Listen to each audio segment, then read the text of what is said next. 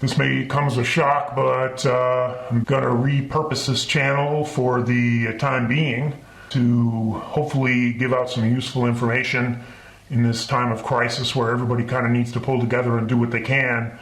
So hopefully this will come in handy. One thing I want to talk about today that might help a lot of people is that there's a virus that's out there that makes coronavirus look like a walk in the park in terms of contagion.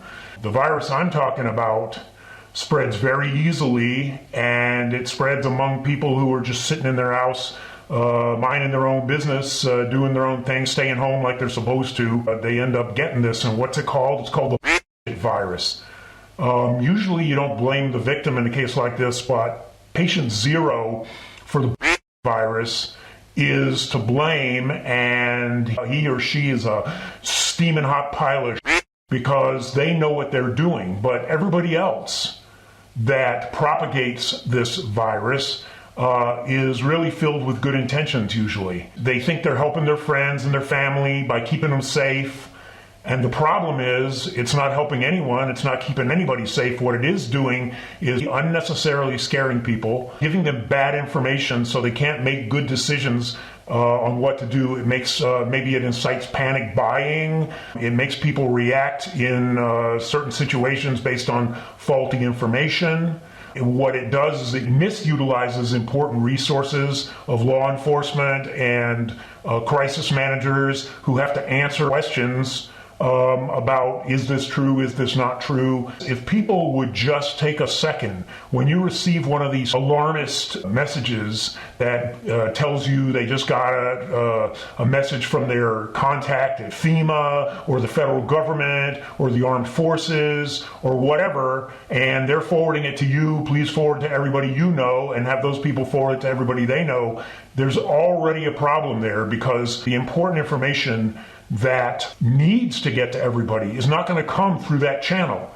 It's going to come through official channels that reach a lot of people at one time. It's not going to be spread, a person to another person to 10 more people to 100 people. That's not how it works. So the odds of that information being real are very slim to begin with. But okay, let's suppose it is. Why not, before blindly forwarding something, why not take a minute or two and try to get some independent verification before you send it on?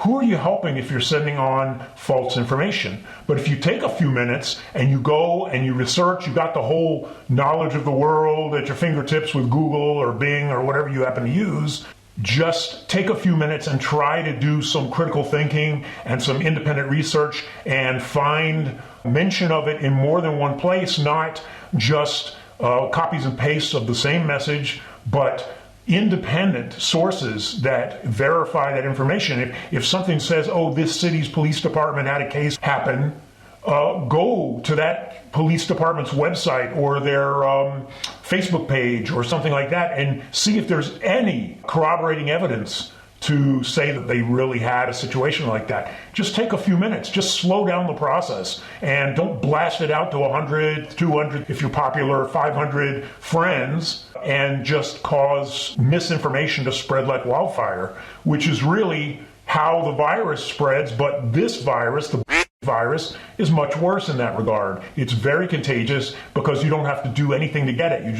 You're sitting home and you get it and you send it on, you spread it to other people with good intentions. So let's try to be more thoughtful and insightful and mindful of what we're sending out to try to help people. Let's try to really help people and make sure that what we're sending and what we're forwarding along is good information.